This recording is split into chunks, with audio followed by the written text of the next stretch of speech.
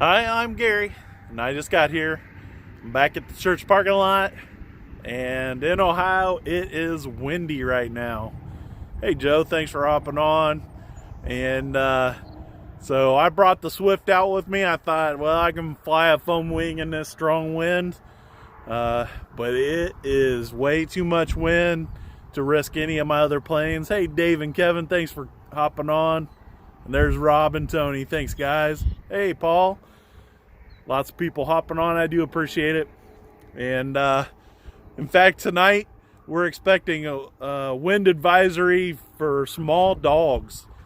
They're saying that the wind's going to be so strong that small dogs aren't going to be able to stand their ground and they could be blown away. So, I mean, we'll see how that goes tomorrow. Hey, Dean, thanks for hopping on. But we got the Swift to fly today, and I'm hoping that I can get a decent landing. It's kind of hard to tell what way the wind's coming from. Feels like it's coming from that way, but then this way too, and I don't know.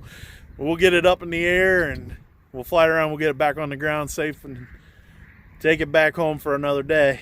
But if you guys like these videos, please subscribe, hit that notification bell, give me that thumbs up, and leave some great comments. Let's get some flying done. Got the airplane all bound up, ready to go. So it should be ready to roll. I'm gonna chuck the airplane towards the church here. I think. Feels like straight at the church.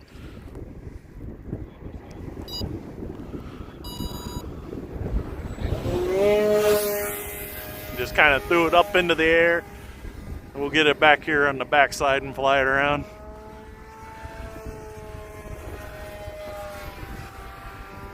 And the clouds are crazy up there tonight. Big loop. And the wind carried it way down there. Just tried to do a roll, and it just wanted to go forever that direction. You can see the downwind is fast. Let's get it turned back into the wind and see if we can slow it down a little bit. Slow it down a little bit. I don't know if the wing itself will do much floating.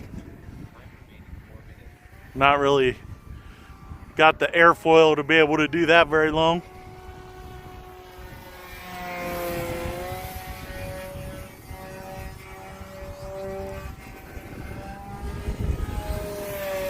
And really get moving downwind. That was about half throttle. Oh, don't want to hit the ground because we'll pop that prop off and it won't break anything, but it's held on with a little O-ring or some fuel tubing or something. They call it a prop saver.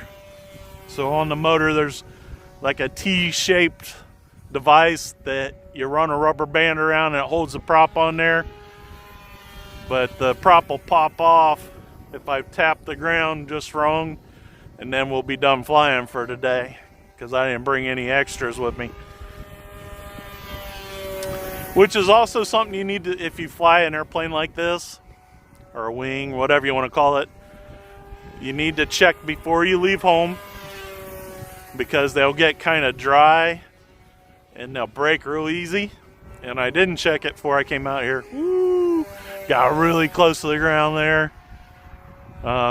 But they'll snap when you go to throw it in the air, and if you don't have extras with you that are in decent shape. Oh, goodness. Came really close there. I don't know if I scared them or just they scared me, but I'm trying not to get too low most of the time. I'm trying to keep it up there.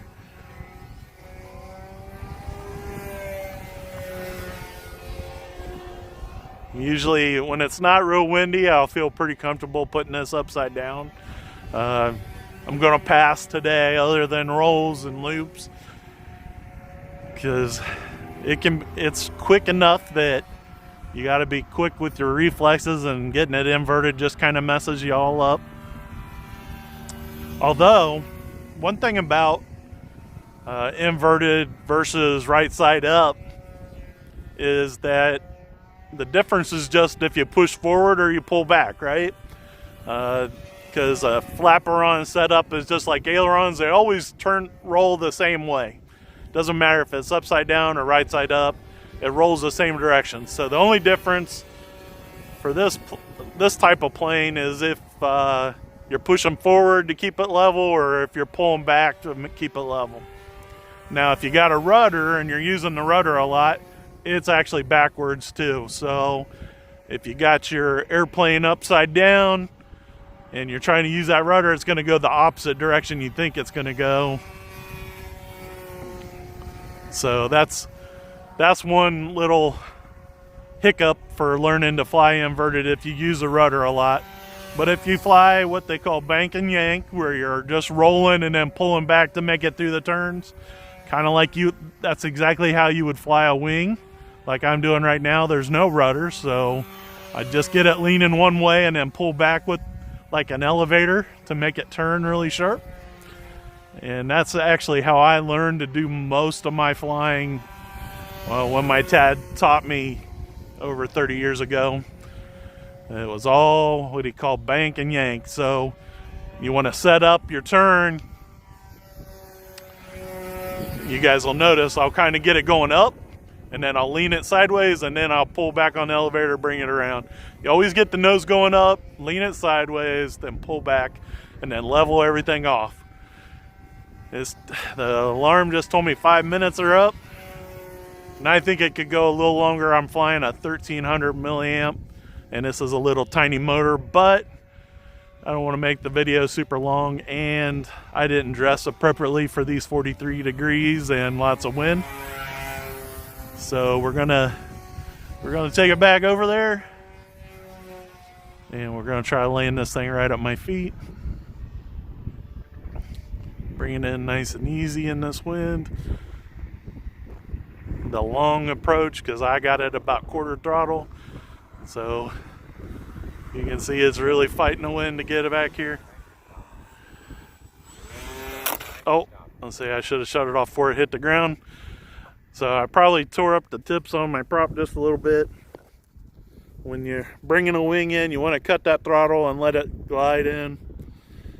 But because of all the wind, I was keeping power on, trying to get it a little bit closer. Again, if you guys like these videos, please subscribe, hit that notification bell. I want you guys to be able to catch it live. That's what makes this channel so much fun, is I'm flying live. You see what happens. I don't edit anything out. And if you don't mind, give me that thumbs up. And if you're watching the playback, leave some comments. I always go back and read the chat when I rewatch the playback to make sure there's nothing wrong with the video quality and all that kind of stuff. But if you're watching playback, leave some comments down there. That helps support the channel, and I do appreciate it so very much. Until next time, I'm Gary, and I just got here.